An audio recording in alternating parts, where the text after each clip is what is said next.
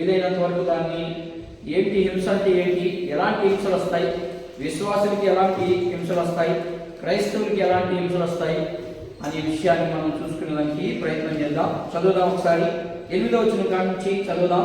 ఈ 3 విషయాలు చాలా ప్రాముఖ్యమైనటువంటి విషయాలు, అందుకని నేను వాటిని బాగా లోతుగా మనందరికీ అర్థమయ్యే రీతిగా కొంత వివరించడానికి ప్రయత్నం చేస్తూ పొడిగిస్తా ఉన్నాను. దాన్ని తొందరగా కంప్లీట్ చేయొచ్చు. ఇదంతా ఒకే రోజు ప్రసంగం అయినా కూడా అనేక రోజులు నేను దాన్ని ముందుకు నడిపిస్తూ ఉన్నానంటే దాని కారణం ఏంటంటే మనం బాగా నేర్చుకోవాలనే ఉద్దేశం. మనం బాగా తెలుసుకోవాలి దేవుని గురించి తెలుసుకోకుండా మనము ఈ లోకంలో ఏమి సంపాదించినా ఎంత వెలకబెట్టినా ప్రయోజనం ఏమి ఉండదు. దాని నిమిత్తమే నేను మీకు అన్ని కూడా తెలియపరచడానికి ప్రయత్నం చేస్తా ఉన్నాను. చూద్దాం 8వ వచనం కాడి నుంచి చదువుకుంటా. హృదయ శుద్ధి గల వారు ధన్యులు, వారు దేవుని చూచెదరు. సమాధాన పరచువారు ధన్యులు, వారు దేవుని కుమారులు అనబడుదురు. నీతి నిమిత్తము హింసింపబడు వారు ధన్యులు, పరలోక రాజ్యము వారిది. ఇక్కడ రాయబడినటువంటి మాటల్లో నీతి నిమిత్తము హింసింపబడు వారు ధన్యులు, పరలోక రాజ్యము వారిది అనే విషయంలో చాలా విషయాలు మనం నేర్చుకున్నాం. ఈరోజు ఇంకొన్ని భాగాలు నేర్చుకున్నాం. పాత నిబంధనలో ఉన్నటువంటి ప్రజలు నీతి నిమిత్తము ఎంతమంది హింసింపబడ్డారు, అలాగే పాత నిబంధనలో ఉన్నటువంటి భక్తులు ఎవరైనా సుఖపడ్డారా, ఎవరైనా సంతోషాన్ని అనుభవించారా, ఎవరైనా ఈ లోకంలో అన్నీ ఉండి కూడా ఏమీ లేనట్టుగా ఉన్నారనే విషయాలు మనం కూడా తెలుసుకుంటూ వెళ్తా ఉన్నాం. పోయిన వారం మనము 3 వ్యక్తుల్ని పరిచయం చేశాను. నేను పాత నిబంధనలో నుండి 3 వ్యక్తుల్ని, ఒకటి హేబేలును పరిచయం చేశాను, రెండవది ఇస్సాకును పరిచయం చేశాను, మూడవది యిర్మియా చిన్న పిల్లవాడు 12 సంవత్సరాల బాలుడికి శ్రమ వచ్చింది. అసలు శ్రమలు వస్తాయా? క్రైస్తవ్యంలో శ్రమలు రావని బోధిస్తూ ఉన్నారు. ఇప్పుడు కూడా అదే బోధ జరుగుతూ ఉంది. క్రైస్తవులకి శ్రమలు రావు అని బోధ ఎక్కువైపోతా ఉంది. ఎందుకు రావు, ఎలా రావు? బైబిల్ గ్రంథం ఇచ్చింది ఎందుకు మనకి? బైబిల్ గ్రంథం ఇచ్చింది ఎందుకంటే, ఒరే బాబు, ఇదిగో నన్ను నమ్ముకున్న ప్రజలు వీళ్ళు, వాళ్ళ సిద్ధాంతాలని వాళ్ళు పాటింపు ఇది, కాబట్టి వాళ్ళలాగా మీరు ఉండొద్దు. ఎందుకంటే వాళ్ళకి అంత అవగాహన లేదు, అంత జ్ఞానం వాళ్ళకి ఇవ్వలేదు. నేను మీకు ఇచ్చాను, మీకు బైబిల్ ఇచ్చాను, బోధించే బోధకుని ఇచ్చాను, మీకు జ్ఞానాన్ని ఇచ్చాను, మీరు అర్థం చేసుకునేటట్టుగా నేను బైబిల్ రాశాను. అయినా కూడా మీరు అల్లా రోజుల్లోనే ఉన్నారు అంటే మీకు ఇచ్చింది ఎందుకయ్యేది అంటే, ఇదిగో మీకంటే ముందున్నటువంటి భక్తులు ఉన్నారు, విశ్వాసులు ఉన్నారు, వాడి జీవితాలు చూడండి ఒకసారి. అలాగా నీ జీవితం ఉందా? ఉంటే అది మంచిగా ఉంటే నీవు ఆశీర్వదించబడతావు, అబ్రహాం లాగా విశ్వాసులకు తండ్రిగా ఉంటావు. లేకపోతే అవతల వాళ్ళు ఏమైపోయారో అలాగే నీ బ్రతుకైపోతుందని హెచ్చరిక కోసం దేవుడు ఆ గ్రంథాన్ని ఇచ్చాడు. మనకేం ఊరికే ఇవ్వలేదు ఆ గ్రంథాన్ని. అది పరిశుద్ధమైనటువంటి గ్రంథం. దాంట్లో ఉట్టిటి మాటలు ఏముండవు. మనం చెప్పుకుంటాం ఉట్టిటి మాటలు, లేనిపోని మాటలు కవించుకొని ఆ వాక్యాన్ని మనకు అనుకూలంగా మార్చుకొని అలా బోధించడం తప్పున్నర. దేవుడు లాంటి వాళ్ళందరినీ కూడా రేపు ఒక్కొక్కరిని డొక్కచించి డోలు పెట్టి విజయాలు చూపిస్తాడు. ఏమి రోగాలకి ఉన్నదన్నట్లుగా బోధించండి, నేర్చుకోండి, తెలుసుకోండి. అలా బోధించి క్రైస్తవాన్ని భ్రష్టు పట్టిస్తూ ఉన్నారు దరిద్రులు, పాత సంకనాకి. ఎంత ఆవేదన! దేవుడు ఇక్కడ ఖచ్చితంగా చెప్తా ఉన్నాడు. ఇక్కడ మీరు నీతి నిమిత్తం హింసించబడి వారు ధన్యులు అన్నాడు. మరి హింసలే రావన్నారే. అసలు నీతి అంటే ఏంటి? యథార్థమైన జీవితాన్ని జీవించడమే హింస, అంతే. ఆ యథార్థమైన జీవితంలో ఏమిటో భూమిలో దోసేసుకొని రకరకాలుగా బాగా తెల్లబట్టేసుకొని ఉండడం కాదు. అక్కడ నీ బ్రతుకు ఎలా ఉన్నా వాక్యానుసారంగా ఉందా లేదా, వాక్యం బోధించినట్లుగా నా బ్రతుకుందా లేదా. అవతల లక్ష్యం అనుకుంటాడు, మనకెందుకు? వాడు కూడా అదే మాట్లాడుతున్నారు, మాకెందుకు మీరు ఏమైనా అనుకోండి అంటున్నారు. ఏది నీ వాక్యం ప్రకారం నీ జీవితం? వాక్య ప్రకారం నీ జీవితం లేకుండా నువ్వు బోధించినా, నువ్వు ఎంత భక్తి చేసినా శుద్ధత అందగాని వాక్యము ఉదాహరణ రూపంలో చూపిస్తా ఉన్నాం. సరే, ఈరోజు నీతి నిమిత్తము విశ్వాసులకి హింస ఎలా వస్తుంది? ఈ విశ్వాసులకి హింస కొన్ని విషయాలు యేసు ప్రభు వారు స్పష్టంగా మనకు తెలియపరుచున్నారు. కొన్ని విషయాలు చూసుకోవడానికి ప్రయత్నం చేద్దాం. మొదట పాత నిబంధనలో ఉన్నటువంటి భక్తులను చూసాం, రెండవది సంఘాన్ని చూస్తున్నాం, మూడవది సంఘాన్ని పరిపాలిస్తున్నటువంటి అధికారులు, నాయకులు. అధికారులు అంటే మీకేం గొప్ప ఉద్యోగాలు ఇవ్వలేదు ఇక్కడ. అధికారులు అంటే కొంత జ్ఞానం కలిగిన వారని అర్థం.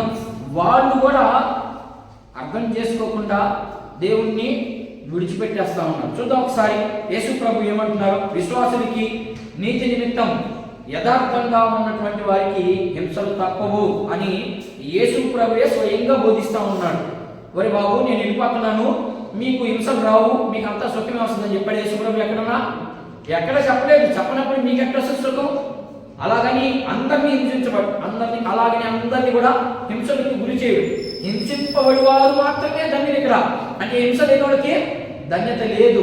నేను పోయిన కాన్ఫరెన్స్లో చెప్పాను, పోయిన వారు ఏం చెప్పాను కాన్ఫరెన్స్లో అంటే, నీతి నిమిత్తము హింసింపబడువారు అంటే ఏమి హింసించబడతారు, ఎలా హింసించబడతారు అంటే, వాళ్ళు ఈ లోకంలో శారీరకంగా హింసింపబడతారు, అలాగనే మానసికంగా హింసింపబడతారు, అలాగనే ఆధ్యాత్మికంగా కూడా హింసింపబడతారు.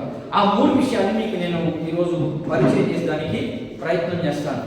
ఎలా, ఎందుకు హింసలు వస్తున్నాయి సంఘానికి, ఎందుకు సంఘము ఇలా మోడుబారిపోతా ఉంది, చిగురింపజేసే ఉద్దేశాలు లేవు సంఘానికి అంటే కారణం ఏంటో నేను మూడు విషయాలు చూపించడానికి ప్రయత్నం చేస్తాను ఈరోజు. చూద్దాం. మొదటిగా, నీతి నిమిత్తము నీతి న్యాయాలు యథార్థతగా ఉంటే శ్రమలు వస్తాయా రావా? యేసు ప్రభు ఏం చెప్పాడు? యోహాను శుభవార్త చూడండి, నేను చాలా వచనాలు ఉన్నాయి. యోహాను రాసినటువంటి శుభవార్త 3వ అధ్యాయం. వారి ఆలోచన ఎలా ఉంటుంది? 15వ అధ్యాయం. యోహాను శుభవార్త 15వ అధ్యాయం.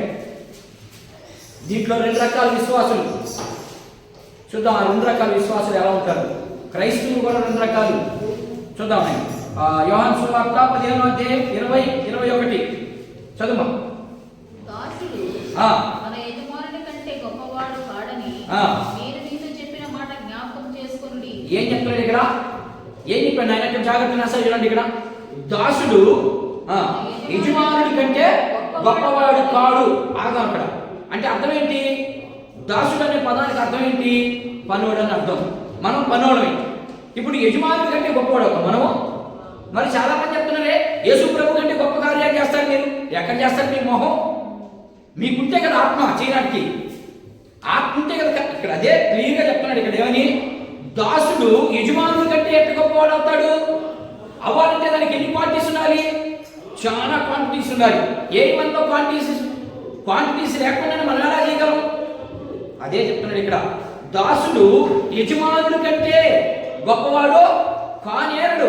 చదువుమా. నేను మీతో చెప్పిన మాట జ్ఞాపకం చేసుకుని. ఏం చెప్తున్నాడు ఇక్కడ? లోకములో ఉన్నవారు నన్ను హింసించిన ఎడల మీకు కూడా తప్పు. ఎందుకమ్మా మీకు హింసలు వస్తున్నాయి? అసలు హింసలు చిన్న పెట్టి కింద పెట్టి అన్ని దాన్ని పెట్టి కూర్చో. ఏమ్మా ఆలోచన చేయండి. యేసు ప్రభువే స్వయంగా చెప్తున్నాడు, ఒరే నా బాబు, నా మార్గంలో నడవాలి, నాతో పాటు మీరు ఉండాలి అంటే మీకు శ్రమలు తప్పు. ఎందుకని? ఆల్రెడీ నన్ను హింసించాడు. నేను దేవుని కుమారుణ్ణి అని చెప్పిన దానికే నన్ను హింసించాడు. ఇప్పుడు మీరు దేవుని పిల్లలని మీకు నచ్చినట్లుగా జీవిస్తా ఉంటే మిమ్మల్ని హింసించరా? అంతే సింపుల్గా మనం అర్థం చేసుకోవచ్చు. వాక్యాన్ని మనకు అర్థం చేసుకునే రీతిగానే ఇచ్చాడు ఆయన ప్రభు. మనకు అర్థం చేసుకోకుండా ఏం మేధావులు లేరు, అందరికీ ఇలాంటి నాలాంటి జ్ఞానవంతులే. కాకపోతే దేవునితో ఎక్కువ సమయాన్ని గడిపితే ఆ జ్ఞానం వస్తుంది, లేకపోతే ఇంకెవరికి రాదు. దేవునితో గడపనటువంటి వారికి, ప్రార్థనా జీవితం లేనటువంటి వారికి జ్ఞానం రాదు. అంతే.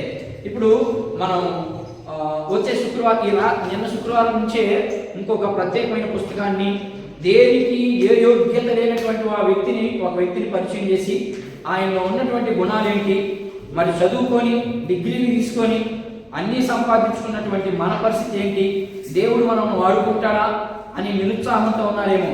దేవుడు ప్రతి ఒక్కరిని వాడుకునేదానికి సిద్ధంగా ఉన్నాడు, మనమే సిద్ధపట్టలేదు. కాబట్టి దాన్ని చూసేదానికి ప్రయత్నం చేద్దాం. ఇంకొక మాట చదువునండి, 17వ అధ్యాయం.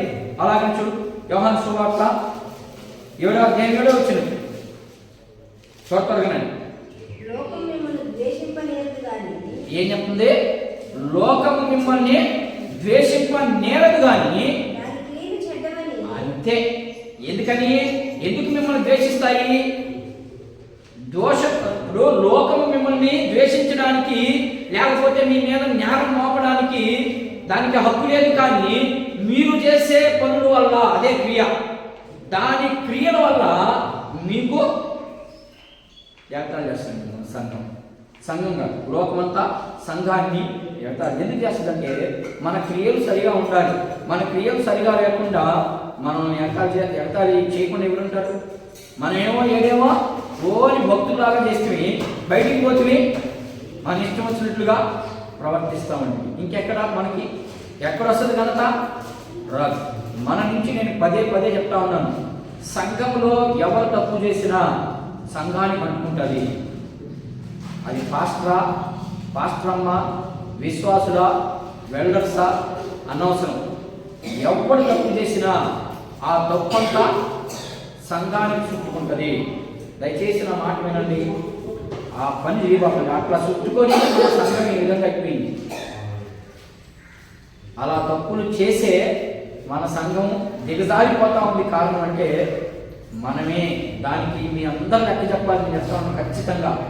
సంఘానికి వచ్చి కూర్చున్నంత మాత్రం సరిపోదు. ప్రతి ఒక్కరు ప్రభువుకి లెక్క చెప్పాలి. ఆ లెక్క రోజు మనం ఇక్కడ ఉదాహరణ చెప్తున్నాను. నేను తెల్లగా షర్ట్ వేసుకొని, వాచ్ పెట్టుకొని, అద్దాలు పెట్టుకొని, సింపుల్గా దూకొని వచ్చాడు, ఈయనేదో తెగ బోధించేస్తున్నాడు అనుకోబాకండి. రేపు దేవుని ఎదుట ఎన్ని మలినమైన వస్తువులు కనబడతాయి. మనం కరెక్ట్గా లేకపోతే ఖచ్చితంగా నీ నిమిత్తం చెప్పాలి లెక్క, నువ్వు చేసిన పని నిమిత్తం చెప్పాలి. అందుకని ఈ కొద్ది కాలంలో మీకు చాలా శ్రమలు వస్తాయి. ఎప్పుడు ఎంతకాలం మనం బతికేది? ఆయుష్ బాగా ఉంటే 80 సంవత్సరాలు బైబిల్ చెప్పే మాట ప్రకారం. ఈ 80 సంవత్సరాలు కొద్ది జీవితమే మనకు. ఆ తర్వాత ఉంది జీవితం. ఆ జీవితాన్ని గురించి ఆలోచన చేయట్లే దేవుడు. అప్పుడు ఎవరు చూశాడయ్యా, అప్పుడు ఎవరు చూశాడు అని అంటున్నారు. యేసు ప్రభువు నువ్వు చూసావా? చూడలేదు కదా, మరి నమ్ముకుంటున్నారే. మరి ఇది ఎక్కడిది? అది ఎంత సత్యమో రేపు యుగ యుగాలు ఉండబోయే కూడా అంతే సత్యం. దానికోసం ప్రయాసపడండి. ఈ లోకంలో అట్టని మిమ్మల్ని సంపాదించుకోవద్దని నేను చెప్పను, మీరు పనులు చేసుకోవద్దని నేను చెప్పను, మీరు శిఖాలకు పోవద్దని నేను చెప్పను. బొండి ఎక్కడికైనా బొండి, ఏమైనా చేయండి. కానీ దేవుడి పనిలో మాత్రం జాయిన్ అయిపోవాలి. ఆ సమయానికి నువ్వేం పని చేసుకుంటావో, ఎక్కడికి వెళ్తావో అనవసరం. ఆ సమయానికి దేవునికి ఇవ్వాల్సిన టైం మనము దేవునికి ఇచ్చాలి.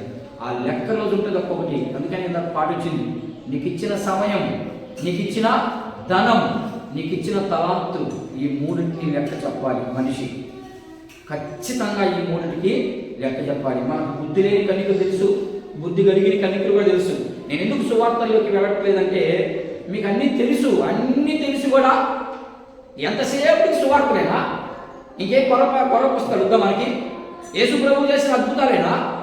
ప్రతి దండన యోహాను అదే మర్చిపోయాడు. బాప్టిస్మం ఇచ్చి యోహాను యెషయా గ్రంథం 60వ అధ్యాయం మనం చదివితే ఆయన మర్చిపోయింది ఏంటంటే ప్రతి దండన దినాలు ఉన్నాయి అని మర్చిపోయాడు. ఆయన ఎంతసేపుడికి హిత సంవత్సరం అంటే ఆయన యొక్క మంచినే బోధిస్తూ వచ్చాడు. ఆయన చెడు గురించి చెప్పలేదు. ఆయన రేపు మీరు ఇలా ఉంటే మీకు ఇది తప్పదని చెప్పలేదు. ఆయన యోహాను, బాప్టిస్మం ఇచ్చి యోహాను, అపోస్తలుడైన యోహాను చెప్పాడు, ఇదిగో మీరు అలా ఉండొద్దు. ఆయన లోకాన్ని ఎంత ప్రేమించాడు, ఆ ప్రేమకు తగినట్టుగా మీరు జీవించండి. అలా జీవించకపోతే మీకు కూడా దెబ్బలు పడతాయని అర్థం. వాళ్ళు ఎందుకు దెబ్బలు పడతాయని చెప్పలేదంటే ఆ రోజు సంఘం అభివృద్ధికి రాలేదు. ఇలా కఠినంగా బోధిస్తే ఎవడున్నాడు? వెళ్ళిపోయాడు అప్పుడు. అందుకని వాళ్ళంతా యేసు ప్రభు ప్రేమనే మాత్రమే ప్రకటించారు. ఇప్పుడు యేసు ప్రభువుని ఎరిగి మరలా పాత జీవితం లాగా మళ్ళా మీరు జీవిస్తూ ఉంటే, మీకు హెచ్చరిక చేయకుండా అదే ప్రేమ వాక్యాన్ని చెప్తా ఉంటే ఇంకేమి మీరు మారేది? ఎప్పుడు మారుతారు? చూడండి, ఆలోచన చేయండి. ఎప్పుడు ప్రేమ గురించే దేవుడు ఏం చేయడమ్మా, మీరు ఎన్ని తప్పులైనా చేయడమ్మా, మీరు ఆడైనా తిరగండమ్మా, దేవుడు మిమ్మల్ని క్షమిస్తాడు అని చెప్తే రేపు ఎవరికి పడుతుంది? శిక్ష ఎవరికి పడుతుందమ్మా? మీకే పడదు, నాకేం పడదు. అర్థమైందా? బోధించినందుకు నాకు కూడా ఉంటుంది, అది వేరే సంగతి.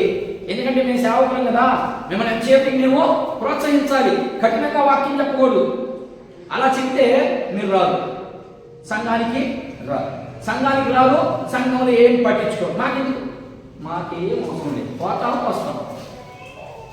అలా అయిపోయింది సంఘం ఈరోజు. అలా ఉండకూడదు. ప్రతి ఒక్కరికి ఒక బాధ్యత. చూద్దాం, చాలా వచనాలు నేను చూపించడానికి ప్రయత్నం చేస్తాను. చూడు 15వ అధ్యాయం చూడండి, త్వరగా చూద్దాం. నేనేం వివరించినాక చదువుకున్న వెళ్ళిపోతాం. 15వ అధ్యాయం యోహాను సువార్త 15వ అధ్యాయం 18-24 18వ వచనం చదవండి. 24వ వచనం కూడా అమ్మా, లోకము మిమ్మల్ని ద్వేషించిన యెడల మీకంటే ముందుగానే నన్ను మీకు తెలుసు.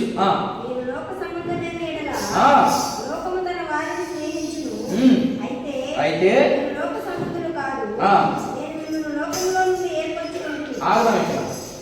ఏం చెప్పాడు మమ్మల్ని చదువు నా జాగ్రత్తగా చూడండి. మీరు లోక సంబంధులైన ఎడల లోకము తన వారితో స్నేహం చేస్తుంది. మీరు చేస్తున్నారా? మీరు చేసేదంతా లోకంతోనే. నిజం చెప్తున్నాను నేను. అది అక్కడ వాక్యం క్లారిటీగా చెప్తా ఉంది. ఏమని? మీరు లోక సంబంధులై ఉంటే మీరు లోక సంబంధంతోనే స్నేహం అవుతుంది. మీ ఆత్మ దానికే లింక్ అవుద్ది. అలా కాకపోతే అయితే మీరు లోక సంబంధులు కారు. ఎందుకని? ఆయన మీకోసం ప్రాణం పెట్టి ఏర్పాటు చేసుకున్నాడు మిమ్మల్ని, మీకోసం రక్తాన్ని కార్చాడు. అందుకనే మీకు ప్రత్యేకమైనటువంటి విశ్వాసిగా తయారైన మీరు అందుచేతనే నేను మిమ్మల్ని లోకంలో నుండి ఏర్పరచుకుంటుని. అందుచేతనే లోకము మిమ్మల్ని ద్వేషించుచున్నది. ఎందుకని? నేను మిమ్మల్ని లోకంలోంచి తీసేశాను. మీరు లోకంలో ఉన్న వాటి వైపు చూడబాకండి. మీ అవసరాల నిమిత్తం నాకు తెలిసి నేను ఏమి ఇస్తా అంతే. మీకు అనవసరం. మీరు దాని వైపు చూడద్దు. మనం చూసేది ఎప్పుడు? నిద్ర లేచి మొదలుకొని లోకంలోనే జీవిస్తా ఉన్నాం. దావీదు చెప్పినట్టు, మా తల్లి నన్ను లోకంలో కన్నది కాబట్టి నేను లోకంలోనే జీవిస్తా. జీవించు, మంచిదే. కానీ ఒకరోజు ఉంది. ఆ ఒక్కరోజు లెక్క చూసుకోవాలి. ఉదాహరణకి జైల్లో వేయబడినటువంటి ఖైదీకి 4 సంవత్సరాల తర్వాత నీకు ఉరిశిక్ష ఉంది అని చెప్పాడు అనుకున్న ఉదాహరణకి 4 సంవత్సరాల తర్వాత నీకు ఉరిశిక్ష పడుతుంది. అలాంటి శిక్షను చేసింది, అలాంటి తప్పును చేసిందని జైలుకి ఎత్తుకుపోయి వేసేసారు అనుకోండి. ఈ 4 సంవత్సరాలు దిగులతో బాధపడతాడా? ఇంకొక వారం 10 రోజులు ఉన్నాను దిగులతో బాధపడతాడా? ఆలోచించి ఎప్పుడు బాధపడతాడా వ్యక్తి? ఏసీ రోజు కాడి నుంచి బాధపడతా ఉంటాడా? ఏం బాధపడడు. ఇంకా 4 సంవత్సరాలు ఉంది. ఈ 4 సంవత్సరాల్లో కేసు మళ్ళా ఏదో ఒక రీతిగా మలుపు తిప్పి నన్ను మళ్ళీ విడుదల చేస్తారేమో అని అట్లాగే మన జీవితం. ఏమని?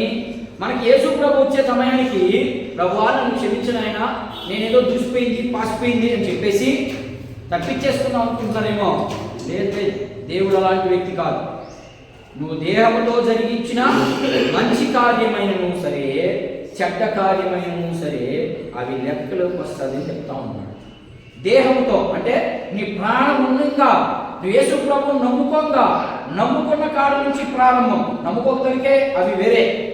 నమ్ముకున్న తర్వాత నువ్వు విశ్వాసం అయిన తర్వాత నీ కాడి నుంచి అది మంచిదైనా చెడ్డదైనా లెక్క రాస్తానే ఉంటాడంతే. నా మీద శిక్ష రాదు. ఎందుకు వస్తుంది? నీ మీద శిక్ష వేసే పడితే ఆయన ప్రాణం పెట్టాల్సిన అవసరం లేదు. నిన్ను ఆయన ప్రాణం పెట్టకుండానే ఆయన శిలువలో ఎలాడికి అసలు భూమి మీద రాకుండానే నేను చంపేసేవాడు. చాలా మందిని చూద్దాం. పాత నిబంధనలోకి వెళ్దాం. శుక్రవారం పాత నిబంధనలోకి వెళ్దాం. ప్రతి శుక్రవారం పాత నిబంధనలో నుంచే మనం మాట్లాడుకుందాం. ఎందుకంటే పాత నిబంధన మనకు తెలియాలి. పాత నిబంధనలో ఉన్నటువంటి భక్తులు ఎలాంటి భక్తులు, వాళ్ళ అలాంటి విశ్వాసం ఉంది మనకి. వాళ్ళు 4 రోజులు చేశారు, సరిగ్గా చేశారు భక్తి. 5వ రోజు నుంచి వాళ్ళు చెడిపోయారు. అది వేరే సంగతి. చెడిపోయారు, సచ్చారు. మరి మనం వాళ్ళకి తెలియక సచ్చారు, మనం తెలిసి వస్తున్నాం అంతే, సింపుల్గా. సరే ఇంకా చూడండి 15వ అధ్యాయం చూసారా? ఇంకొక మాట చూడండి. రోమా పత్రిక 1వ అధ్యాయం 18వ వచనం. రోమీయులకు రాయబడినటువంటి పత్రిక 1వ అధ్యాయం 18వ వచనం. ఏం చేత? నీతి నిమిత్తం హింసించబడుతున్నారా? మీరు దుర్నీతి చేత హింసించబడుతున్నారా? నా సై చూడండి ఇక్కడ. నీతి చేత ఎక్కడెక్కడ రాశాడు? నీతి నిమిత్తము విశ్వాసులు హింసింపబడదు. మరి మీరు విశ్వాసులు కదా? మరి నీతి నిమిత్తము హింసింపబడుతున్నారా? దుర్నీతి నిమిత్తం హింసింపబడుతున్నారా? ఆలోచించి. మనం దుర్నీతి నిమిత్తమే హింసింపబడుతున్నాం. ఏమని? వాడు సంపాదించుకుంటున్నారే, వాడు ఆస్తులు కూడా కట్టుకుంటున్నారు. అది ఎంత దుర్నీతి, నీతి కాదు అది. అందుకని యోహాను రాసిన మొదటి పత్రికలో ఉంటుంది మనకి 2వ అధ్యాయం 16-17 వచనాలు కనబడుతుంది ఆ మాటలు. ఇవన్నీ దేవుని వల్ల పుట్టినవి కాదు, ఇవి అపవాది సంపదలు. ఈ లోకం సంపాదించుకుంటా ఉంది. రాత్రికే నీ ప్రాణం పోతే ఏమైపోద్ది నీ సంపాదన? ఏం చేసుకుంటావు? నిజంగా చూడండి, అన్ని బాగున్న వాళ్ళకి ఏదో ఒక జబ్బు ఉంటుంది, పుష్టిగా తినలేదు. నేను ఉదాహరణకు ఒక మాట చెప్తాను. దీన్ని ఆపు నాయన, ఒక నిమిషం అడిపెట్టి, దీన్ని ఆపు.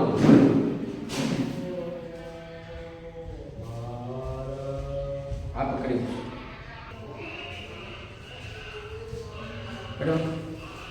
చూడండి, ఒకసారి చూద్దాం. యోహాను రాసిన మొదటి పత్రిక కొన్ని వచ్చినా చూద్దాం.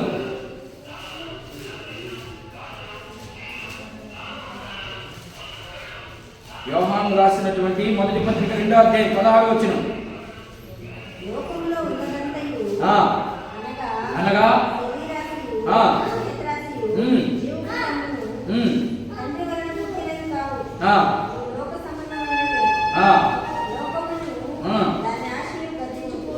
అది ఎట్లా పోతుంది, దానికోసం మీరు ఎదురు చూడొద్దు.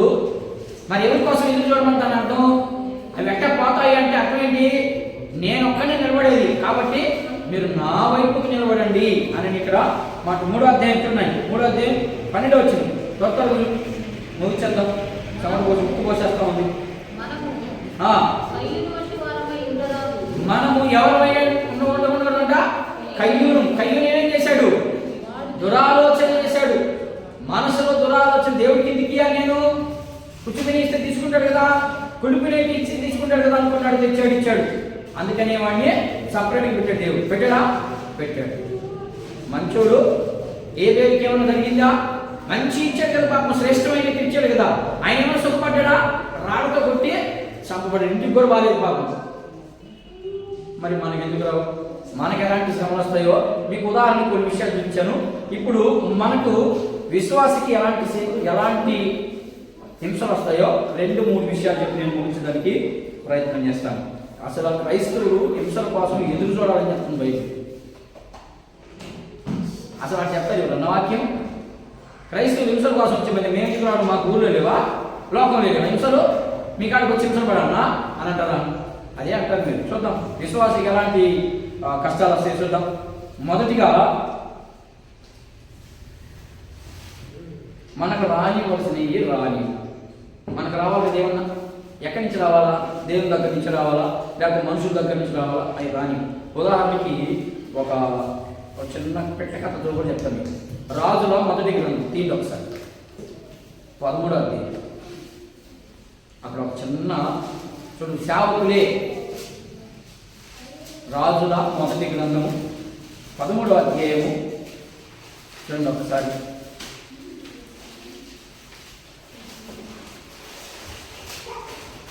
మన ఇది ఉదాహరణకి చెప్తున్నాను. ఇది రియల్గా జరిగిందే సంఘటన. దాన్ని ఎలాంటి శ్రమలు వస్తాయి మనిషికి, మనకు రావాల్సినవి ఎలా ఆపేస్తున్నారు? ఎవరు ఆపేస్తారు అంటే సేవకులే. మిమ్మల్ని విశ్వాస ఆపదు, గుర్తుపెట్టుకోనండి. మీరు మాసాలు చెప్పండి ఒకసారి, నేను దాన్ని వర్ణిస్తాను. మీరేం చదవబడలేదు, ఇంటికి చదువుకోండి, బాగా అర్థమవుతుంది. రావాల్సినవి మన నెత్తి మీదకి రావడం లేదు, మన జీవితం అభివృద్ధికి రావడం లేదంటే విశ్వాస చెడగొడితే చెడిపోతారు. మీరు చెడిపోతారా? చెడిపోనే చెడిపోతారు. మీకు ఎవరు చెప్తే చెడిపోతారు? మా పాస్టర్ చెప్తే వాటిని మేము విని బాగుపడతాం. అంతే కదా? అంతేనే కదా? చుకున్నాక చెప్పండి. అంతే పాస్టర్ చెప్పిందే జరగాలి. అసలు పాస్టర్ ఎవరు?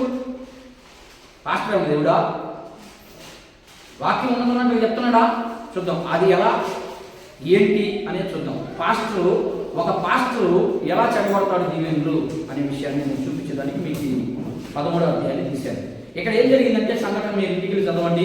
2 వచనాలు మాత్రం చదవండి. మొదటి వచనం చదువుతాం. అంతటా దైవజనుడైన ఒకడు యెహోవా చేత సెలవు నుండి యూదా దేశం నుండి బేతేలు వరకు వచ్చెను. ధూపము వేటకై యెరోబాము బలిపీఠం ఎదుట నిలిచి ఉండగా ఆ దైవజనుడు యెహోవా ఆజ్ఞ చేత బలిపీఠమును ఈ మాట ప్రకటన చేసెను. బలిపీఠమా బలిపీఠమా యెహోవా సెలవిచ్చినది ఏమనగా దావీదు సంతతిలో యోషియా అను ఒక శిశువు పుట్టును, నీ మీద ధూపము వేసిన ఉన్నత స్థలము యొక్క యాజకులను అతడు నీ మీద అర్పించును. అతడు మనుష్య శల్యములను నీ మీద దహనము చేయును. ఇట్టు బలిపీఠము బద్దలైపోయి దాని మీదనున్న బుగ్గి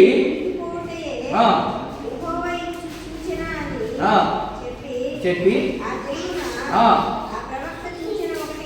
చాలు. ఇక్కడ ఏం జరిగిందంటే మీకు అర్థమవుతుందా?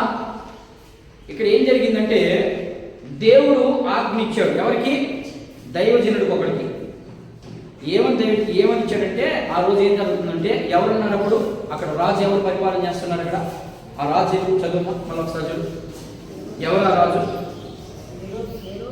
యెరోబాము. ఇద్దరు యెరోబాములు ఉన్నారు, గుర్తుపెట్టుకోనండి.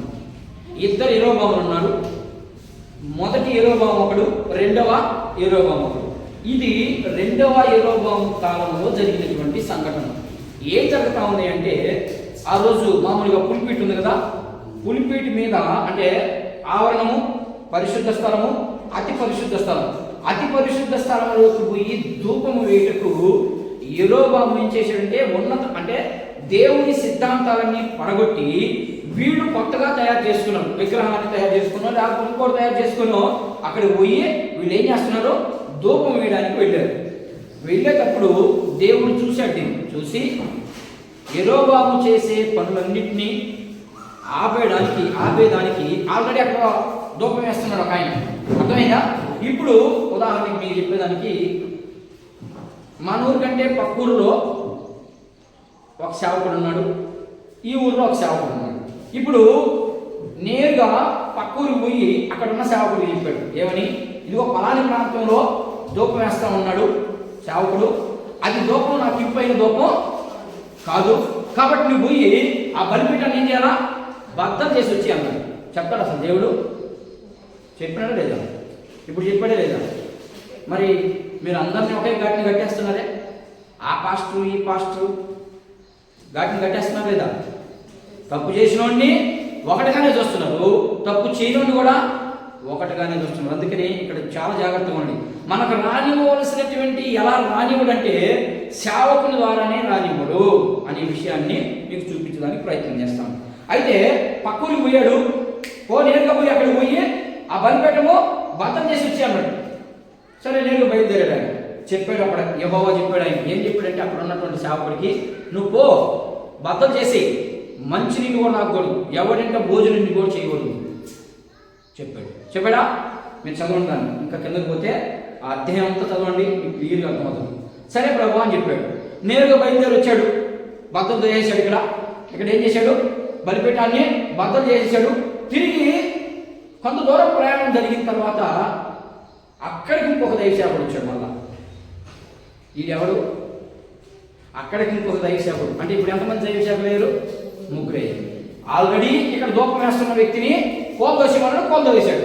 ఇప్పుడు వచ్చిన ఆయన ఒక ఆయన, ఇప్పుడు మధ్యలో ఇంకొక ఆయన ప్రేరేపించబడి, ఎవరి చేత ప్రేరేపించబడ్డాడు? ఈయన దేవుని ఆత్మ చేత. ఆయన చెప్తాడు, నాకు దేవదూత వచ్చి ఇప్పుడే చెప్పింది, అందుకని నా ఇంటికి వచ్చి నువ్వు అన్నం తినేసుకోవాలంట, దేవుడు నాకు చెప్పాడు అన్నాడు. చూద్దాం మాటలు కొన్ని రోజులు చూడండి ఒకసారి. 11వ వచనం చూడు. బేతేలులో ప్రవక్త ఒక ముసలివాడు కాపురం ఉండెను. ఇతని కుమారులో ఒకడు వచ్చి బేతేలులో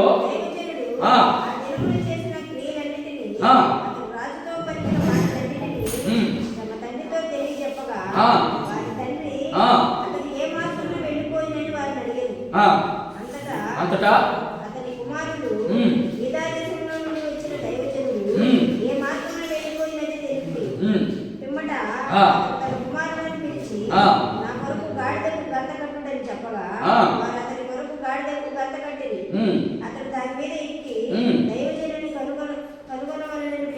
పోయి కూర్చోమన్నాడు. మస్తకి వృక్షం కింద కూర్చున్నాడు. ఎవరు? మూడవ దైవజనుడు, మూడవ సేవకుడు. తన కుమారుని పిలిచి, అర్థమైందా? ఇదిగో నాకు ఒక గాడిదనివ్వండి, ఆ గాడికి గంతలు కట్టండి, దాని మీద ఎక్కి నేను కూర్చోబోయి పలాని సేవకుడు పలాని దారిని వస్తాడు. ఏ గాడికి? ఎందుకని ఆయన ఆ దారిని పోవాలి. ఆయన ఏం చెప్పాడంటే పోయిన దారినే రమ్మని లేదు దేవుడు. ఆయన ఆలోచనలు చాలా కరెక్ట్గా ఉంటాయండి. దేవుని ఆలోచనలు క్షుణ్ణంగా చెప్తాయి. అవి జాగ్రత్తగా వినగలిగితేనే మన జీవితం ఆధ్యాత్మికంగా ఎదగతుంది. లేకపోతే ఎదగనే చచ్చిన స్థితికి వెళ్ళిపోతాం రోజు రోజుకి. చచ్చిన స్థితి అంటే మీరు ఏమని అర్థం చేసుకున్నారు? ఎట్లా? మేము బాగానే ఉన్నామే గొడ్లు కట్టుకొని అని అనుకుంటున్నారా? జడలేసుకొని, లేకపోతే మంచిగానే ఉన్నామే అని అనుకుంటున్నారు, అంతే కదా? చచ్చిన స్థితి అంటే నీలో ఆత్మ సంబంధమైన విషయాల్లో ఫలింపులు ఉండవు, అంతే. అది సావడం అంటే. నువ్వు శారీరకంగానే బలి ఉంటావు, ఆత్మీయంగా నీలో ఫలమే కనబడదు. అదే చచ్చిన స్థితి.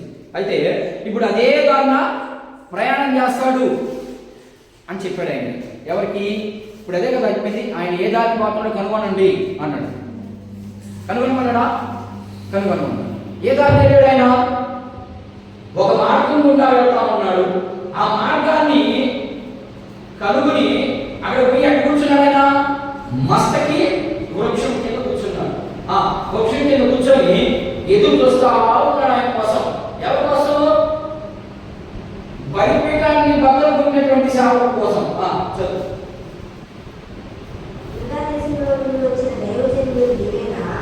అడుగుతున్నాడు ఏమని? ఆయన వచ్చాడు. ఎవరు? బలిపీఠాన్ని బద్దలు చేయడానికి పోయినటువంటి సేవకుడు సమయానికి వచ్చేసాడు. అక్కడికి వచ్చిన తర్వాత ఆయన అడుగుతున్నాడు. ఏం అడుగుతున్నాడంటే యూదా దేశం నుండి వచ్చిన దైవజనుడు నీవేనా అని అడుగగా అతడు నేనే అని.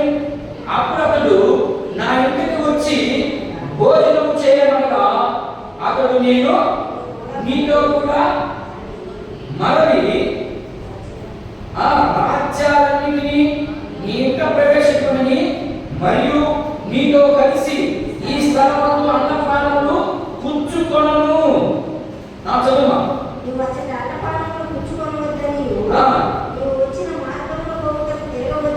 ఏం చెప్తున్నాడు? చెప్పాడు ఆ సేవకుడికి. ఏమని చెప్పాడు? నువ్వు పోయిన మార్గంలో రావద్దు, ఏ ఇంట పోయి అన్నపానములు పుచ్చుకొనవద్దు. మనం ఏం చేస్తున్నామా? తిరణాలు పిలిచారు వాళ్ళు, అంతే కదా? తిరణాలు పిలిచారు. మా అమ్మలు పెట్టుకున్నారు, మా అక్కలు పెట్టుకున్నారు. తిరణాలు మంచిదే. ఎందుకని? మీ అమ్మ మీ నాయన్ని మీ అక్కడిని బాధపడడం దేవుని ఉద్దేశం కాదు. వెళ్ళు లక్షణం ముందు సంతోషపడు. కానీ ఏం చెప్పాడు? అక్కడ పోయి నువ్వు సంతోషాన్ని అనిపించకూడదు, అక్కడ పోయి నువ్వు సంతోషంలో కొనసాగకూడదు. కొనసాగితే నీ కొడుకుంటుంది అని. వాళ్ళు విగ్రహాల దగ్గరకు పోయి సంతోషపడి ఆరాధించి వచ్చినంతకంటే గౌరవపడదు నీకు. ఎందుకని? నువ్వు పోయి అక్కడ సంతోషపడినందు. అర్థమవుతుందా? గర్భమవుతుందా? వాక్యం అర్థం చేసుకోవాలండి. పిలిచారు, పిలిచిన వెంటనే మనం ఏం చేస్తాము? వెంటనే వెళ్ళిపోతాం. ఏ వెనకాల చూడటం వెళ్ళిపోవడం. అక్కడ మనం కూడా వాళ్ళే ఇదే జరిగింది. ఇక్కడ ఏం చెప్పాడు? నువ్వు అంటే పోకూడదు. ఎందుకని? అక్కడ బుల్పిటి మీద వేసేది మంచి నైవేద్యం కాదు, అది దూపం సరైనటువంటి దూపం కాదు. అందుకని నువ్వు వెళ్ళిపోతూ వచ్చి మనం దైవ సేవకు పోయాడు. అదే దైవ సేవకుని మోసం చేసి ఇప్పుడు ఏం చెప్తున్నాడు? చదువునే ఆ మాట చదువు. మనకు రావాల్సినవి ఎందుకు రావు, ఎలా మోసపోతున్నాడు విశ్వాసులు అనే దానికి నేను చెప్తా ఉన్నాను. చదువు. అందుకతడు నేను చూడండి ఎంత మోసం చేయొచ్చాడు. నేను కూడా నీతో పాటు పాస్టర్ కదా, అంతే కదమ్మా? మీరు కూడా అదే కదా చేస్తున్నారా? ఆయన కూడా మా పాస్టరే. ఎట్లా అవుతాడు ఆయన పాస్టర్? మీ పాస్టర్ నీకోసం కన్నీళ్ళు రాసేవాడు ప్రార్థన చేశాడా?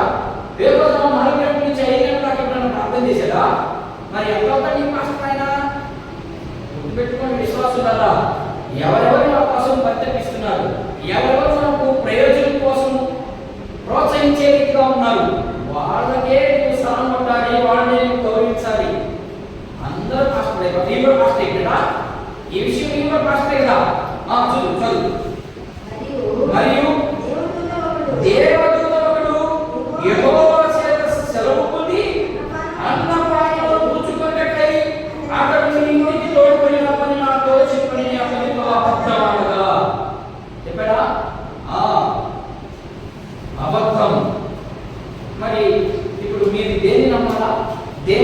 విశ్వసించాలా? ఆ అబద్ధం అనేది క్లారిటీగా రాస్తుంది. ఈయన సేవకులుగా దేవుడే చెప్పాడు, ఈయన ఆకలితో పెట్టాడు. దేవుడు పొమ్మన్నాడు, కుడిపిటాన్ని బట్టలు కొట్టమన్నాడు. బట్టలు కొట్టి ఇగో ప్రశాంతంగా పదాలని మీరు అర్థం చేస్తారని చెప్పాడా? ఎందుకని? అది శిక్షించబడింది, అది పాపంతో ఉన్నటువంటి అన్నం. ఒక్కరు తప్పు చేస్తే సంఘాన్ని పట్టణకి చుట్టుకుంటుందని నేను పదే పదే కొట్టుకుంటా ఉన్నాను. ఎవ్వడు తప్పు చేసేదానికి ప్రయత్నం చేయమండి. కొన్ని తప్పులు చేస్తాం, తెలియకుండా చేస్తాం, దానికే పశ్చాత్తాపడాలి. దానికి ప్రతిరోజు మనం ప్రభు పాదాల దగ్గర కూర్చొని, అయ్యా నేను ఈరోజు ఫలానా తప్పు చేసేసాను, తెలియక తెలిసి పాపం చేస్తే క్షమించడు దేవుడు. తెలియకుండా చేస్తాం, కంటితో నోటితో స్పీడ్లో మాట్లాడేస్తాం, అదే తప్పు కాదు. నీ నోటు నిన్ను అదుపులో పెట్టుకోలేక మాట్లాడేస్తావు, అదే తప్పు కాదు. అక్కడి ప్రతిరోజు అలాగే మనం చేస్తే లెక్కలకు వచ్చేస్తాయి. ఇది మొదటిది, మనకు రావాల్సినవి రానివ్వు. పోతే రెండవది చూద్దాం. రెండవది, శరీరాన్ని గాయపరుస్తారు. శరీరాన్ని గాయపరచడం అంటే కొడతారు. ఇప్పుడు కొడుతున్నారా? ఇప్పుడు ఏం కొట్టట్లేదు. ఇప్పుడు కొట్టకుండా మన మీద మచ్చలు కట్టుకున్నారు. ఏమో మచ్చలు, ఓడి అలాంటి ఓడి ఇలాంటి ఓడి పలాంటి. అది శరీరానికి గాయము. రెండవది క్యారెక్టర్ని తయారు చేయడం. ఈ రెండు చాలా ప్రాముఖ్యం మనిషికి. క్యారెక్టర్ని తయారు చేయడము తప్పే, అలాగని వాడు చేసే క్రియల్ని లేనిపోని చెప్పడము కూడా తప్పే. అందుకని ఉదాహరణకు ఒకసారి పౌలు గారు ఒక మాట చెప్తా ఉంటాడు, శరీరాన్ని ఎలా గాయపరిచారో చూద్దాం. గలతీయులకు రాయబడినటువంటి పత్రిక 6వ అధ్యాయం 17-18 వచనాలు ఒకసారి గమనించండి. గలతీయులకు రాయబడినటువంటి పత్రిక 17వ వచనాన్ని మనం ఒకసారి చూద్దాం. 6:17-18. నేను యేసు యొక్క ముద్రలు నా శరీరమందు ధరించి ఉన్నాయి, ఇక మీదట ఎన్నడూ నన్ను శ్రమ పెట్టవద్దు. సహోదరులారా, మన ప్రభువైన యేసుక్రీస్తు కృప మీ ఆత్మతో కూడా ఉండునుగాక. ఆమేన్. ఏంటన్నా, మీకేమన్నా శ్రమలు వచ్చాయా? శరీరం మీద ఏమన్నా గాయాలు పడ్డాయా? యేసు ప్రభు నిమిత్తం సిలువ మోసారా? ఇంకేమన్నా చేశారా? మరి ఏం చేయనప్పుడు మీకు ఎలా వచ్చింది శ్రమ? మీకు ఎలా వచ్చింది? శ్రమ లేకుండా దేవుని రాజ్యంలో ప్రవేశం లేదు అని చెప్తున్నారు కదా. చూద్దాం. ఇది శరీరానికి విశ్వాసకి పడే దెబ్బలు. ఇవన్నీ ఉదాహరణతో చూపిస్తా ఉన్నాను. ఉదాహరణతో కొన్ని విషయాలు చూపిస్తా ఉన్నాను. ఓకేనా? లేకపోతే మూడవ చివరిది, దీన్ని చూసి మనం ముందుకు ప్రయత్నం చేద్దాం. శరీరాన్ని చిన్న విషయాలు కూడా క్యారెక్టర్ తయారు చేసేది. అది ఎక్కడ చూద్దాం. 41వ కీర్తన, దావీదు మహారాజు ఆయన అనుభవాన్ని మనకు తెలియ చూపిస్తా ఉన్నాడు. 41వ కీర్తన చూద్దాం ఒకసారి. 41వ కీర్తన 5వ వచనం కాడి నుంచి లేకపోతే 4వ వచనం కాడి నుంచి చదువుదాం. యెహోవా నీ దృష్టి ఎదుట నేను పాపం చేసి ఉన్నాను, నన్ను కరుణింపుము, నా ప్రాణమును స్వస్థపరచుమని మనవి చేయుచున్నాడు. ఏం చేస్తున్న మనిషి? మన పాపం చేయమంటే చెప్పాను. మనం కొన్ని పాపములు చూడకుండా, తెలియకుండా నోటితోనూ కంటితోనూ మన శరీర క్రియలతో చేస్తాం. అలాంటి వాటికి ఇక్కడ దావీదు పశ్చాత్తాపడుతున్నాడు. అయ్యా, నేను పాపం చేశాను కాబట్టి నన్ను మీరు ఏం చేయాలా? క్షమించు అని ఆయన ప్రార్థన చేస్తుంటే అక్కడ ఉన్నటువంటి చుట్టుపక్కల వారు ఆయన ఎలా మాట్లాడుతున్నారో చూడండి. చూడు, అయితే నా శత్రువు నా విషయమై ఏం మాట్లాడుతున్నాడు? చెడ్డ మాట. వాడికి వచ్చింది, ఎందుకు వచ్చింది ఆ జబ్బు? ఎందుకు వచ్చింది మా జబ్బా? వాడు చేసిన పాపం అంతే. మనం ఇంకేం మాట్లాడు. జబ్బు మనిషికి రాదు. ఇంకేం వస్తాయి? ఎందుకు వస్తాయమ్మా? చెప్పుకొస్తా రాదు. అట్లాగని వచ్చేసిన పాపానికి వచ్చేసినాయి మనం అనుకోడు. తీర్పు తీర్చేది ఎవరు వంతు? దేవుడు వంతు. అంతే. మంచివాడికి జబ్బు వస్తుంది, చెడ్డవాడికి కూడా జబ్బులు వస్తుంది. కానీ ఇక్కడ రెండు విషయాలు చెప్తాను. కంటిన్యూషన్ గా జబ్బు వస్తా ఉంది అంటే ఖచ్చితంగా మనలో ఉన్నటువంటి లోపం వల్లే వస్తుంది. మీకు ఉదాహరణకి మిరియాం తెలుసు కదా, సేవలో మిరియాం తెలుసు. మిరియానికి జబ్బు వచ్చింది. వచ్చిందా? ఏం జబ్బు వచ్చింది? కుష్టు వ్యాధి వచ్చింది. కుష్టి వ్యాధి వస్తే వాడిని ఏం చేయాలా? ధర్మశాస్త్రం ప్రకారం వాడు గవి ఎదుట పక్కన పెట్టారు. వాడికి బాగయ్యేంత వరకు వాడు లోపలికి వచ్చేదానికి లేదు, అంటే ఊరిలోకి వచ్చేదానికి లేదు, ఇంట్లో ఉండేదానికి లేదు. వాళ్ళకి కొన్ని సపరేట్గా గృహాలు ఉన్నాయి, ఆ గృహాలు పెట్టేవాడు. అయితే ఎప్పుడైతే మోషేని తిట్టిందో, ఎందుకు వచ్చి నాకు జబ్బు? మోషేని తిట్టింది, తిట్టిన వల్ల మిరియాముకి జబ్బు వచ్చింది. మిరియాముకి జబ్బు వచ్చిన వెంటనే ఆమె తీసుకుని ఎక్కడ పెట్టారు? వేరే దగ్గర పెట్టారు. పెట్టిన తర్వాత 7 రోజులకి పోవాలి మామూలుగా జబ్బు వాళ్ళకి, ఆ కుష్టి రోగం. ఎందుకంటే వాళ్ళు పశ్చాత్తాపడి లేకపోతే దేవుని దగ్గర పెట్టో ఏదో చేస్తే మొత్తానికి పోతుంది. మీకు ఇంకో విషయం కూడా చెప్తాను. ఇక్కడ యోగుని కుక్క నాకిదా ఎందుకు నాకు కుక్క అసలు ఏంటిది? ఎప్పుడన్నా ఆయన చూడలేదమ్మా. యోగుని నీసు కాకుండా ఉంది, పుండులు వచ్చినాయి. అప్పుడు కుక్క పోయి ఆడింది. కుక్క ఏంటి మీరు ఆడాలా? అసలు కుక్క నాకుదా? ఏంటి కుక్కకి అంత ప్రాముఖ్యత ఇచ్చాడు దేవుడు అక్కడ? ఎప్పుడు ఆడలేదు దాని ఆలోచన మీరు ఎప్పుడు వెళ్ళలేదా? ప్రసంగం వెళ్ళలేదమ్మా. కుక్క పోయి నాకింది, నాకిందమ్మా, నాకిందా అనలేదా? నాకు కుక్కే ఎందుకు పోయి నాకింది? నక్క పోయి నాకొచ్చు కదా, పిల్లి పోయి నాకొచ్చు కదా, లేకపోతే మనిషి నాకొచ్చు కదా. ఎందుకు కుక్కే పోయిందంటే ఆ రోజు కుక్కలు నాకితే తప్పిపోయేది, అందుకు కుక్క పోయి ఆయన్ని నాకు. సరే, నేను అక్కడ వెళ్ళదు కానీ అది చాలా స్టోరీ ఉంది, పెద్ద స్టోరీ. ఆడుకున్నప్పుడు దాని సంగతి. అయితే ఇప్పుడు ఈయనకి ఏం జరిగింది? దానికి ఏం జరిగింది? మా దాడి ఉన్న బాధలో ఉంటే మనం ఏం చేస్తాం? వాళ్ళ లేనిపోయి పాపం చేసి అందుకనే వాడు చుట్టుకుంది, వాడితో కూడా పడదా, కుటుంబాన్ని చుట్టుకుంటుంది అని మనమే ఎందుకు పెట్టేస్తాం. మనం అక్కడ అదే ఇక్కడ చెప్తున్నాడు. దావీదు మహారాజు ఏం చెప్తున్నాడంటే, చూద్దాం మాట చదివిన. అయితే నా శత్రువులు నా నిమిత్తము చెడ్డ మాట్లాడుతున్నారు, వాడు ఎప్పుడు చచ్చును, వాడి పేరు ఇప్పుడు మారిపోదును అని చెప్తున్నారు. ఒకడు నన్ను చూడవచ్చిన వాడు అబద్ధమాడును, వాడి హృదయము పాపంలో చేసుకున్నాడు, వాడు బయలు వీధుల్లో దాన్ని పలుకుచున్నాడు. నన్ను ద్వేషించు వారందరూ కూడా నా మీద వసూలుసాడుతున్నాను. నువ్వు మరి వసూలుసాడుతున్నావా? పలానాకి చదువుకొచ్చింది, ఎదుకొచ్చింది, అది చేసుకున్న కర్మ. మన భాష ఎట్లుంటుందంటే లేని చెప్తాం. ఇది క్యారెక్టర్ మీద దెబ్బకొట్టడం, ఇలా మనం చేయకూడదు అని ఇక్కడ దేవుని యొక్క వాక్యము సెలవిస్తూ ఉంది. మరి విశ్వాసానికి దీనత్వం ఉండాలా పడేదా? ఉండాలి, దీనత్వం ఉండాలి. ఒక చెట్టు ఫలించాలంటే ఎన్ని వేలు ఉండాలి? మీకు అర్థమైందని చెప్తున్నాను. ఒక చెట్టు ఫలించాలి అంటే ఒకే వేలు సరిపోద్దా? సరిపోదు. 3 వేలు ఖచ్చితంగా ఉండాలి. 10 వేలు ఉన్నా లేకపోయినా ఇబ్బంది లేదు, కానీ 3 వేలు మాత్రం ఖచ్చితంగా ఉంది. ఏంటి ఆ వేలు? ఒకటి చెప్పండి మా, మీకు తెలిసి కదా, చెప్పేస్తారు కదా. పక్క వేలు 2, ఇంకా కుమ్మితే 1, అంతేగా 3 వేలు. కుమ్మితే ఏం చేస్తుంది? నా బోధ అర్థం కాదమ్మా, చెప్తున్నామా. ఇప్పుడు ఆ చెట్టు ఫలించాలి అంటే, అభివృద్ధి పరచబడాలి, ఎదగాలి, ఫలాలు కావాలి అంటే ఏం చేయాలి? ఆ చెట్టు 3 వేలు కలిగి ఉండాలి. విశ్వాసి కూడా అంతే. విశ్వాసి కూడా 3 స్వభావాలు కలిగి ఉండాలి. మొదటిది వేస్తూనే లోపల నాటుకునే వేరు, దాన్ని ఏమంటారు? తుమ్మికేడు అంటారు, అంతే కదా. అదేం చేస్తుందంటే అది చెట్టు అటు ఇటు వారిపోకుండా బలాన్ని తీసుకుంటుంది. బలం కోసం అది లోపలికి చక్కగా వెళ్తుంది, అది పక్కకి పోతుంది. మరి విశ్వాసం ఎలా ఉండాలా? దేవుడు ఎదగాలంటే దేవుని వైపు వెళ్ళాలి, మనము వాక్యం వైపు వెళ్ళాలి. వాక్యం ప్రకారం మనం చెప్తుందా లేదా చెక్ చేసుకుంటూ వెళ్ళాలి. ఇది మొదటి వేరు. రెండో పక్కన ఉండాలి వేరు, రెండు పక్క వేరు. ఆ పక్క వేరు ఎందుకు? ఇటు గాలి వచ్చినప్పుడు అది పడలేకుండా, ఆ పక్క వేరు ఎందుకు?